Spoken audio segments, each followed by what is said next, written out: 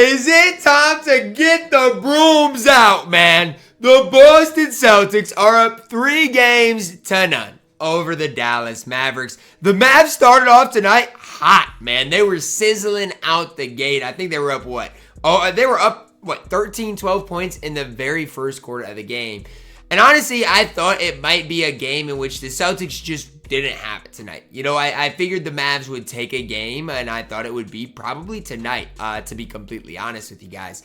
And out the gate, the Mavs looked really strong, looked really good, especially on the defensive end of the court. Tatum in the first quarter honestly kept him in it. I'm not gonna lie. Like in the first quarter, made some absolutely key-ish shots to kind of keep the game close. The Mavs didn't capitalize on the start, and after that, I kind of knew that it was going to be an uphill battle. The Boston Celtics are so good. They're so deep, and when Sam Hauser gives you 3 threes off the bench, it's going to be tough to beat him, especially if Jaylen Brown and Jason Tatum both score more than 30 points, which they did tonight. Jaylen Brown, I mean, I know I talked about him in my last video, guys. Jaylen Brown is so good. He is so good on both ends of the court. Defensively, really, really great, really solid. Offensively, shot and efficient. I think 12 of 22 today. Early on in this game, I thought that missing Kristaps Porzingis would play a huge piece, a huge kind of role in this game.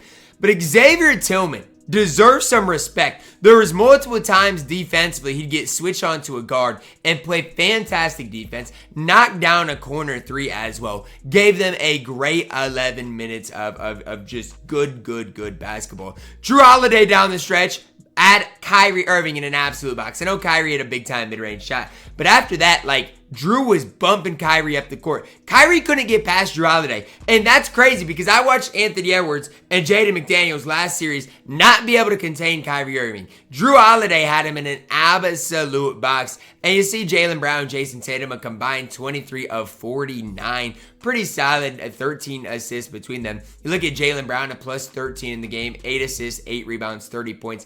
Does not get better than that, especially when he shot really poorly from the three-point line. Only 2 of 9. On the Mavs side of things, some surprising factors here. Derrick Jones Jr., 15 minutes. I mean, the Mavs tried running Tim Hardaway Jr. out there. Tim Hardaway Jr., a minus 16 in the game. And it's just absolutely unacceptable. Luka, I mean, a plus 9 in the game, and I know some of that might have been like garbage time after he fouled out, but a lot of that, when he was off the floor, you felt the Celtics go on a run tonight. Luka never really got it going from the three-point line, only 1 of 7. Kyrie found his stroke, found his rhythm, but it was like everything tonight for Kyrie Irving was tough. Yes, he knocked down some shots, but everything was tough for him. The Mavs had to work so hard for each and every shot they got. The Boston Celtics, if they got in the lane, it led to a wide open three-point opportunity. And I get it. The Mavs, you got to try something else. But Tim Hardaway Jr. was never the answer. Early on in this game, the Mavs actually played extremely well. Like, we'll advance a little bit here, but they got off to a good, solid start. Kyrie found his flow, found his rhythm, which I thought was super important. Once Kyrie found his flow in this early part of the game, I was like, the Mavs probably are going to win the game. Like, the Celtics defensively just weren't getting stops. Kyrie was getting where he wanted, getting to his spots, finishing those types of shots, which he finished all series long, basically, against the Timberwolves. Tatum, again, kept the Celtics in it. And that's one thing I will say. Early on, Celtics were kind of rattled. Jason Tatum kind of settled them down a little bit. Again, Luka was good. Kyrie was good. They got off to such a great start. And this is crazy. I believe I'm right on this. The Dallas Mavericks ended the game. They ended the game with less than 100 points. And they had 22 points in the first 6 minutes of the game.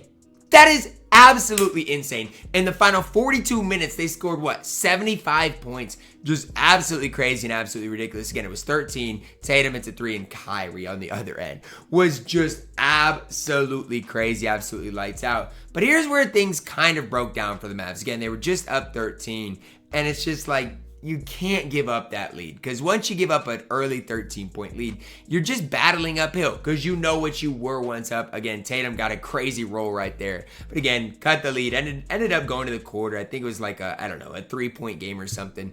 Just was a pretty a pretty good comeback from the Celtics.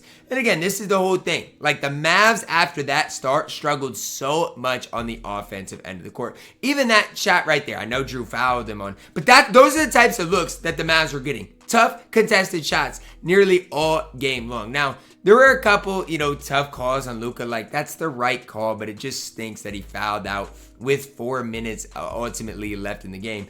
And this is a tough shot by Kyrie. But those are the shots Kyrie was hitting in this game. Drew Holiday played great defense down the stretch. Kyrie just sometimes gives you better offense. And those are the types of things, the 50-50 balls, that if you're Dallas, you're down 2-0. You've got to convert on all those things. And another timely shot from Derek White. It's just like down the stretch, the Celtics late game offense was horrible. Like the Mavs were down 20. They were literally down 20. They went on like a 22-2 run. I think they were down like 23 or something. Went on a big time run because the Boston Celtics offense just got so stagnant. Instead of moving the ball side to side, instead of getting the attack downhill, they basically dribble the air out of the ball and hope down the stretch that something would work out. Luckily enough, they hit enough shots and that they were up enough that it ended up working out for them.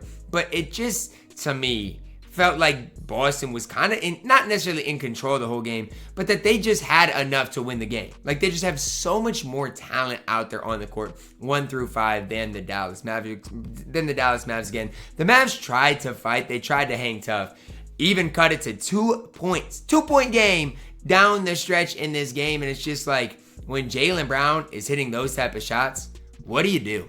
What do you do? That's a 20-foot contested shot. What do you do in that type of situation? There's just not a whole lot you can do. Tough shot from Kyrie Irving.